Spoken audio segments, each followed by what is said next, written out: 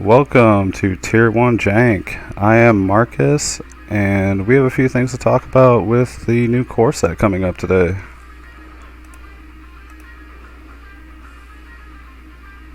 Oh, 1 second.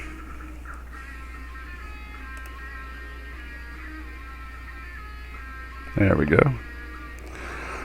Alright. Now, the core set doesn't come out for a little bit, but the early access streamers event on Arena is coming up on the 1st, and while I won't be streaming that day, Eric over at Sideboard MTG will, and he has a little bit of information up on his community section of his YouTube if you want to check it out. There's a link in the description. There's also a link to his Reddit where he's accepting deck lists to play on the stream. So if you want to post a deck, he might play that on the stream for you during the early access event. I've already gone ahead and done a couple decks myself. Let's go ahead and click over to the Reddit.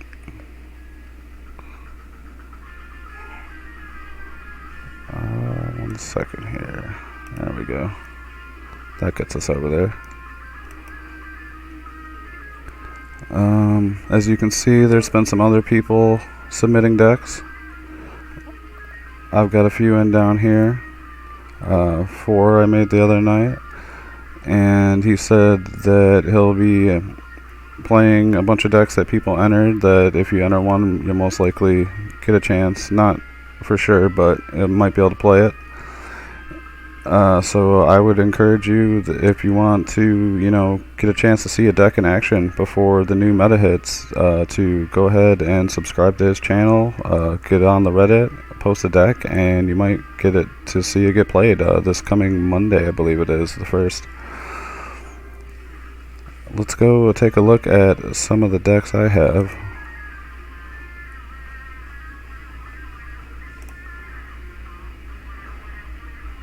I have these up on MTG Goldfish. The first one I put together was a mono red Planeswalker deck. I have a version of it now, but there's some new cards coming up in the core set that I wanted to add to it.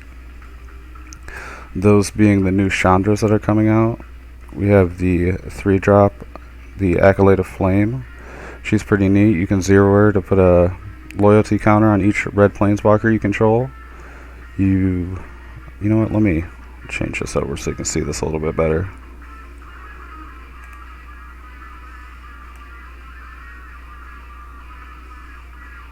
There we go.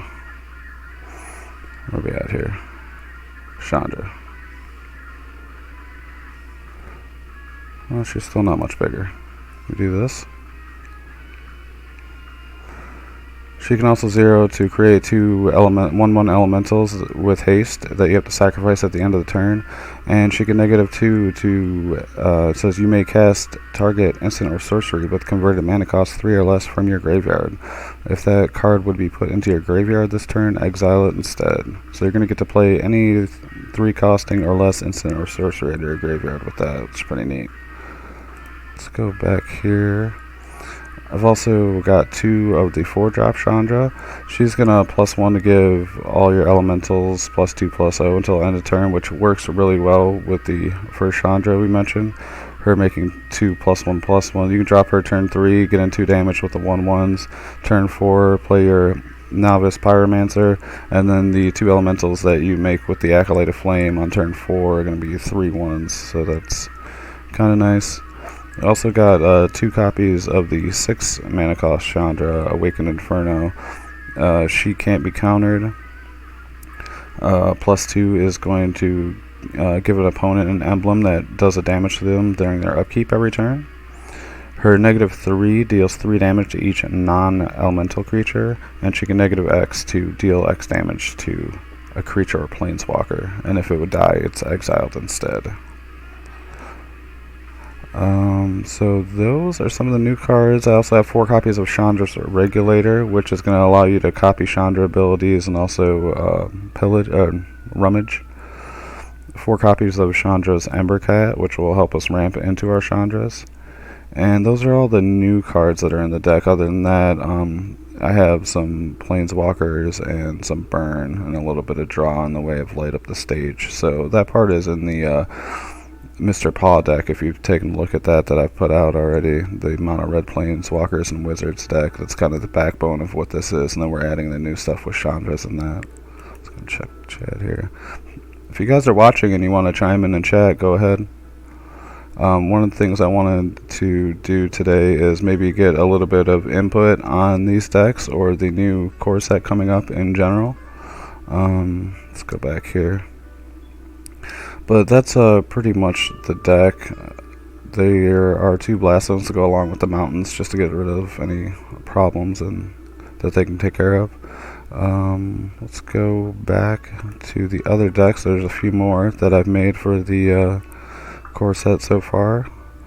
We have Anticipatory Is It. Now this one, the main reason that I wanted to put together this deck was for Ley Line of Anticipation.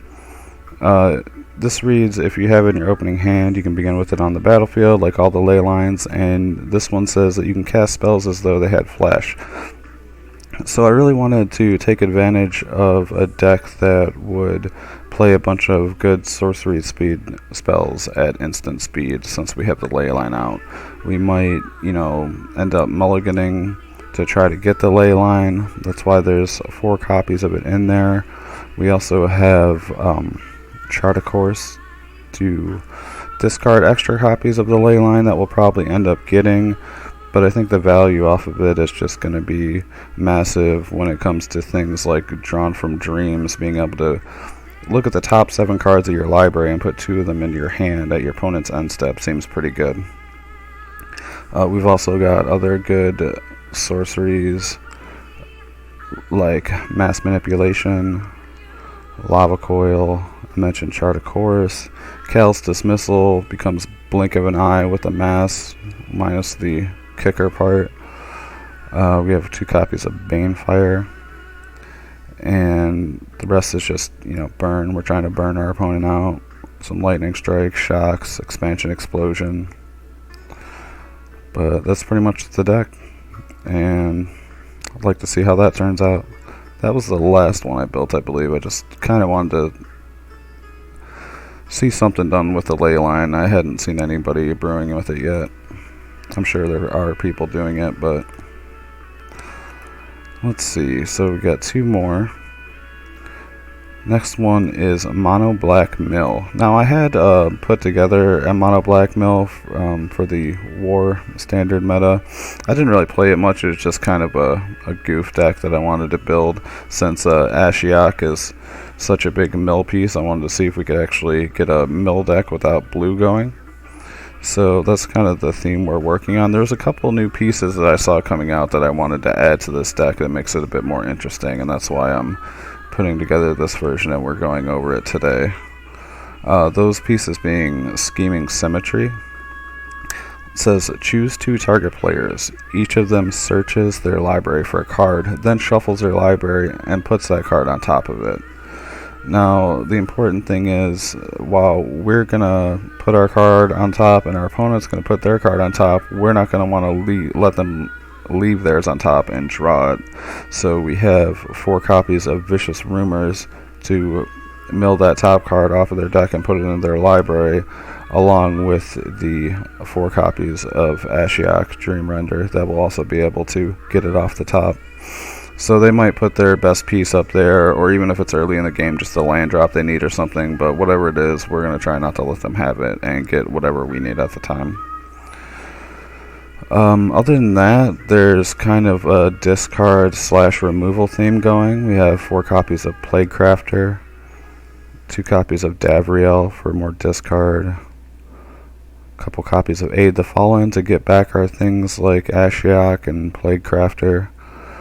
There's 3 copies of Ritual of Soot to clean up any small creatures we weren't able to make our opponent discard, or we weren't able to get rid of with spot removal, including Vraska's Contempt. There's 2 copies of Screaming Shield. This is just to get a little bit more mill going. If we're able to land one of our creatures, get it besides the Plague Crafter, get it to stick on the board, and equip a shield to it, we're going to be able to mill an extra 3 every turn. So that's something we want to look at.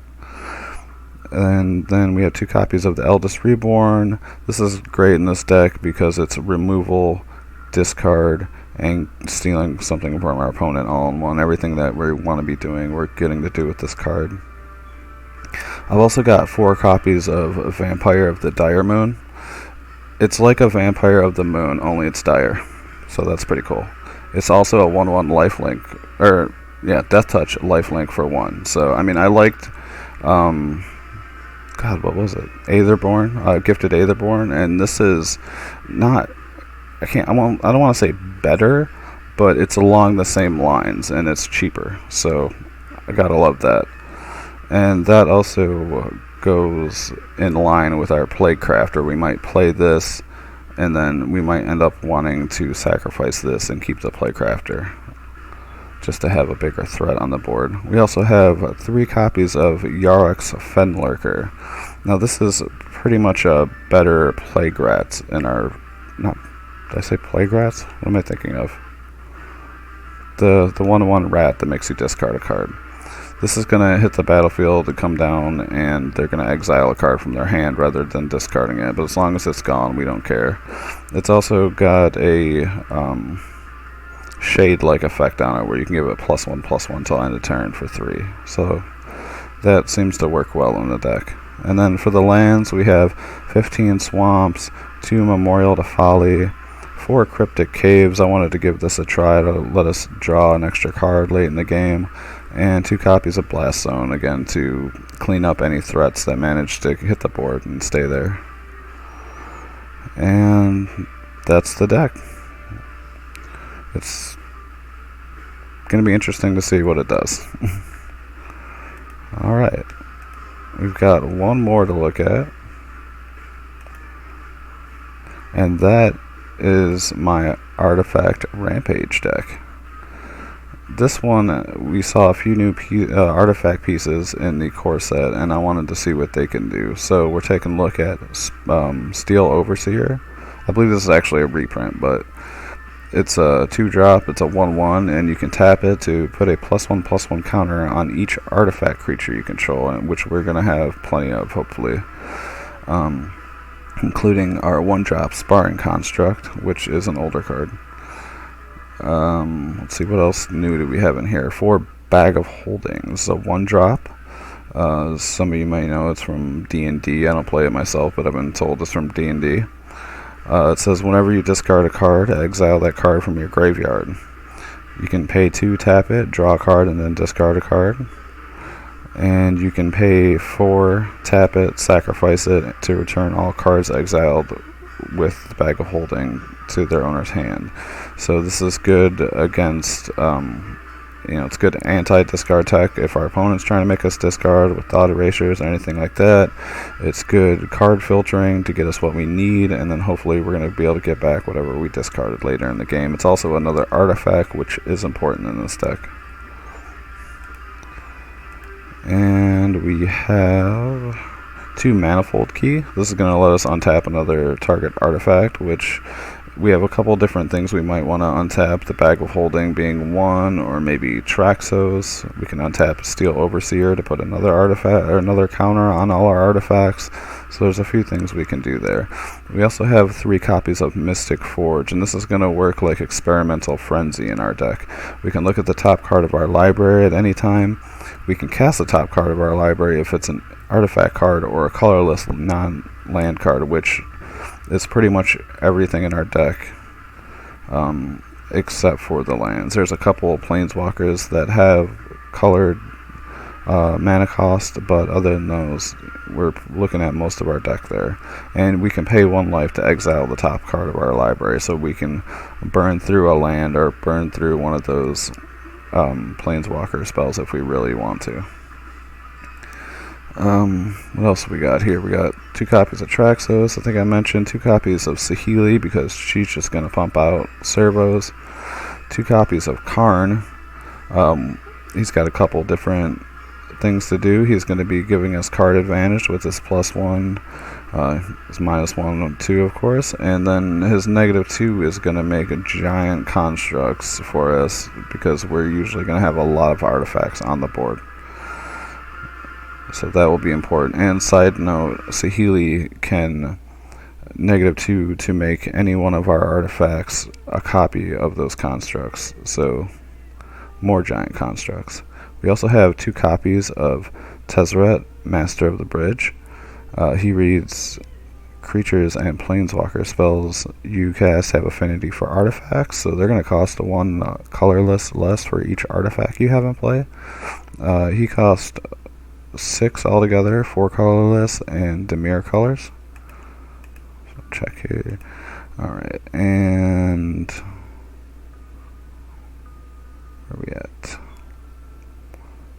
You can +2 to have him deal X damage to each opponent, where X is the number of artifacts you control, you gain X life. -3 to return an artifact from your graveyard to your hand, and you can -8 to exile the top 10 cards to your library, put all artifacts from among them onto the battlefield. So you can look at the top 10, put all the artifacts onto the battlefield. And we have 2 copies of Ugin. Colorless spells cost 2 less to cast. He's a 6-drop. You can +1 to make a 2/2 colorless spirit token. When it dies, you get your card, or you exile top card. When it dies, you get it back. You all know what Ugin does. You can -3 to kill something. You have 2 copies of Rampage of the Clans. This is a 4 mana cost instant. This one you might not be as familiar with. It's going to destroy all artifacts and enchantments. For each permanent destroyed this way, its controller creates a 3/3 Centaur creature token. So this is kind of like an alternate win for us if we're not just beating people down with the artifact creatures. If we just have a lot of small creatures, small artifact creatures, or we have a lot of non-creature artifacts in play, we can get a Rampage of the Clans on our opponent's end step and then just swing in with a whole bunch of 3/3s they didn't think that were going to be coming in that turn. I've also got the fun of Spell Swindle because, again, it's just a surprising play. We're going to get hopefully a bunch of treasures of something ridiculously expensive and then just, either Rampage of the Clans or make a gigantic construct. So that's what we're looking to do. We also got 2 copies of Treasure Map because it really works here. 2 copies of Chromatic Lantern so we can play all of those different colored spells that we want to. 2 copies of Phyrexian Scriptures. It's Saga, another one that doesn't see quite as much play, but the first lore counter is going to put a +1/+1 counter on up to 1 target creature. That creature becomes an artifact in addition to its other types. All of our creatures are going to be artifacts anyway, so we just get the 1/1 counter. Second scripture destroys all non-artifact creatures, so we're going to keep all of our guys. Everything else is going to get destroyed in most cases. And the third chapter exiles all cards from our opponent's graveyard, so then they're all going to go away. And other than that, we have a bunch of useful colorless lands. 2 Arch of Orazca for card draw, 4 Blast Zones to get rid of things, 2 Cryptic Caves, again for card draw. I think in certain cases this is better than the Arch, and in certain cases the Arch is better, so I just went with the 2/2 split. 1 copy Detection Tower for the hexproof thing. 1 copy of Emergence Zone, just in case we really want to play something at instant speed. 4 copies of Field of the Dead. I'm kind of interested to see what this does.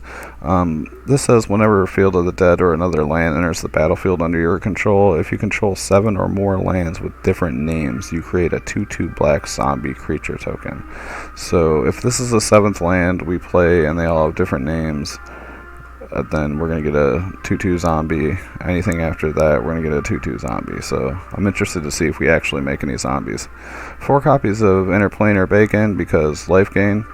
4 copies of Mobilized District because man lands. And 1 copy of Reliquary Tower because why not? And that is the deck. This is the one that, I really thought nobody's going to make this, so I need to build this to see it get some play on the streamer event. There are a few other decks that I do have ideas for. There's a lot of stuff going on in this set. This stuff really only, maybe took me an hour to put together. There's a lot of other stuff going on that could be built. I didn't want to flood the Reddit with all the different deck archetypes before people got a chance to brew. But I encourage you to build a deck of your own. You can do it here on MTG Goldfish. They seem to have all the cards up already for the core set. I know there's a few other deck building sites, whichever one you want to do. But if you want to go over to Sideboard MTG and go to his Reddit and enter a deck, you'll have a chance to see it played on the early access streamer event, which is going on July 1st, starting at 6 a.m. I believe it says. Why is that so small? July 1st, 8 a.m. So,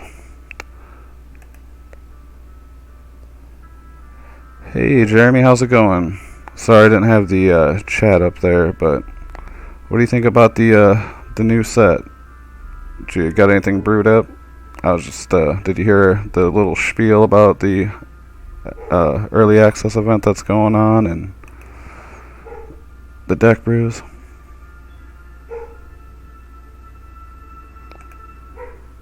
I'm pretty excited about it.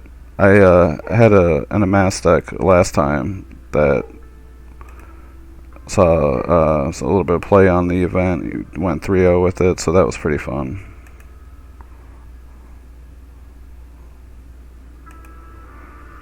But anyway, go put in a deck, go subscribe to Sideboard MTG, hit the like button, and that's about all I got to say. Build some decks. Show me what you got. Let me know down in the comments what you thought about my decks. Let me know what you're excited to brew. Let me know what you want to see in the future coming up for the season for the channel. Let me know, what decks you want to see coming up, because I know I'm going to be getting a lot of Core 20 cards on Arena when they come out, and I suggest if you are playing Arena to start saving up your gold if you haven't already, and your wild cards, because there's probably going to be a lot of stuff that you want to get when the new cards hit, and the easiest way to do that is to just buy packs. I'm sure they're going to be giving us a few for free. They usually put out codes, and you probably get something at the pre-release as far as like draft or something like that. But the more you save up now, the more packs you'll be able to get. You can get about 1,000 gold a day on Arena. So I think when I add it up, if you just play through your challenges, you can open up about a box of booster packs on Arena without paying any money. So start building up your collection. Well, that's about all I got. Let me know what you think down in the comments, and remember, until next time, opt for greatness.